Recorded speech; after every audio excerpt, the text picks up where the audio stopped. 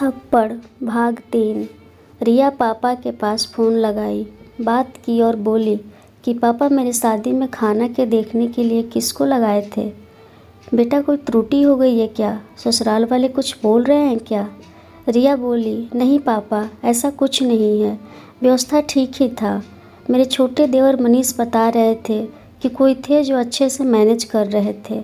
कौन थे? रिया के पापा बोले, सुनील था। रिया बोली, सुनील आया था शादी में और मेरे से मिले भी ना चला गया? रिया के पापा बोले, हाँ बेटा आया था और फिर उधर से ही हॉस्टल चला गया।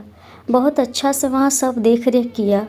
रिया बोली, ठीक है पापा रखती हूँ, माँ जी बुला रही हैं। और फ़ोन काट कर बोली, अरे सुनील था, मेरे गांव के अंकल का बेटा, बहुत सीधा है और बहुत शर्माता भी है वह लड़कियों से।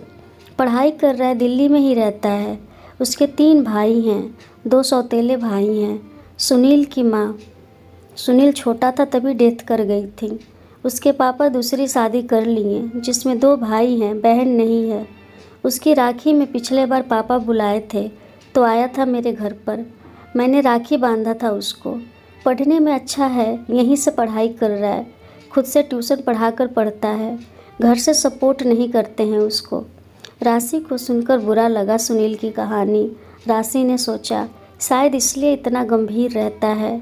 रिया बोली, आपको क्या हो गया? राशि बोली, कुछ भी नहीं भाभी, वो बहुत ही शांत स्वभाव के थे, मुझे बहुत अच्छे लगे।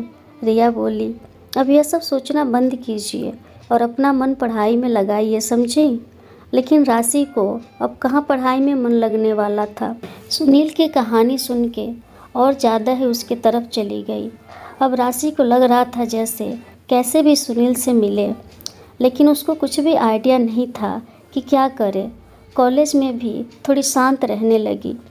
राशि का भाई मनीष साथ में पढ़ता था तो राशि कभी कॉलेज में किसी लड़के से दोस्ती की ही नहीं, जो थी लड़कियां ही थी। सब लड़कियां अपने प्यार की कहानियां सुनाती और राशि चुपचाप सुनती। हाँ, राशि को कैंटीन में खाना बहुत पसंद था। रिया राशि के बदलाव को गौर कर रही थी। रिया को ऐसा लग रहा था जैसे कोई लड़का है इसकी ज़िंदगी में। पूछती तो राशि मुस्कुराकर बोलती, नहीं भाभी ऐसी कोई बात नहीं है, मेरे जैसी मोटी को आजकल कौन से लड़के पसंद करेंगे। रिया ने कहा, ऐसा नहीं है, आप बहुत अच्छी दिखती हैं। तो राशि बोली, आप ही ढूंढ दीजिए कोई अच्छा वाला। राशि को पता था कि उसके पापा किसी रईस लड़के से राशि की शादी करवा देंगे और फिर राशि की ज़िंदगी आराम से कटेगी। देखते देखते राशि की कॉलेज कंप्लीट हो गया। अब छोटा भाई मनीष भी भैया के साथ बिजनेस में जाने लगा और राशि रिया के साथ टाइम पास करती घर में रहकर। साल हो गए थे और चंदन की उम्र भी ढलने लगी थी तो सब रिया को बच्चे के लिए बोलने लगे। रिया और चंदन कभी भी ऐसा कुछ किए ही नहीं जिससे बच्चा ना हो। अब सब बोलने लगे तो रिया और चंदन दोनों डॉक्टर के पास गए। डॉक्टर को बताया कि रिया कभी भी कोई गर्भ निरोधक दवा या सुई नहीं ली है। दोनों साथ में अच्छे से रहे भी हैं, फिर भी पता नहीं क्यों इतने दिन बच्चा हुआ ही नहीं।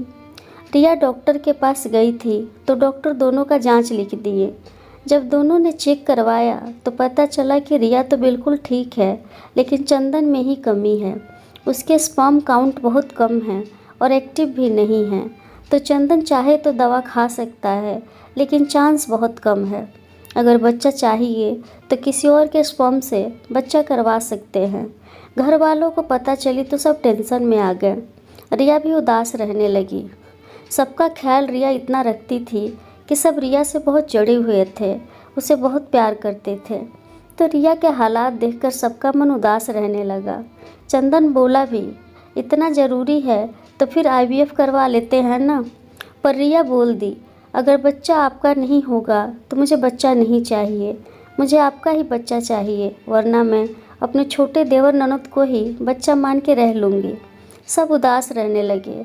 अब सब योजना बनाने लगे कि दूसरे नंबर वाले भाई की शादी करवा दें, लेकिन चिराग कोई काम नहीं करता था। चंदन से पैसा लेकर पीने खाने से ही उसको फुर्सत नहीं थी। जब उसकी शादी की बात चली तो लोग बोलने लगे कि मैं शादी नहीं करूँगा। पूछने पर कोई रीज़न भी बताने से मना कर दिया। तीसरे नंबर के भैया का भी डॉक्टर बनने में 2 साल बाकी था, तो वह शादी कर ही नहीं सकते थे।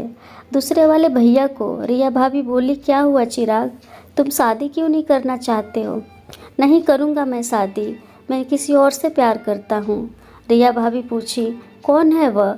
तो पता चला कि अपनी जाति की भी नहीं है और अच्छे घराने से भी नहीं है। रिया भाभी बोली, वह लोग अच्छे नहीं हैं, उनसे शादी नहीं हो सकती। चिराग बोला कि अगर नहीं हो सकती है तो मैं ऑफिस नहीं जाऊंगा और कभी भी शादी नहीं करूंगा। चिराग की बात सबको बताई। रिया के ससुर की अब उम्र होने लगी थी, तो वो ऑफिस जाना बंद कर दिए थे।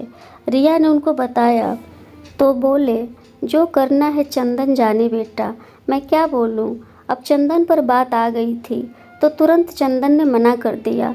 चंदन को समझाएं कि क्या कर सकते हैं, अगर नहीं मान रहा है चिराग तो। चंदन बोला, ठीक है, लड़की के घर वालों को आने के लिए बोल दो। चिराग बोला, इतना नाटक नहीं करना है, मैं मंदिर में शादी कर लूँगा। चिराग के पापा बोले, यह क्या नाटक है, अच्छा से करना पड़ेगा ना शादी। चिराग बोला, मुझे किसी को नहीं बताना है कि मैं शादी कर रहा हूँ। चिराग की बात सबको अजीब लगी। दूसरे दिन पापा के साथ जाकर बात कर लेगा। आगे की कहानी अगले भाग में। अगर आपको अभी तक की कहानी अच्छी लगी है तो कृपया लाइक करें, शेयर करें और आगे की कहानी जानने के लिए चैनल को ज़रूर सब्सक्राइब करें। आपका बहुत बहुत धन्यवाद।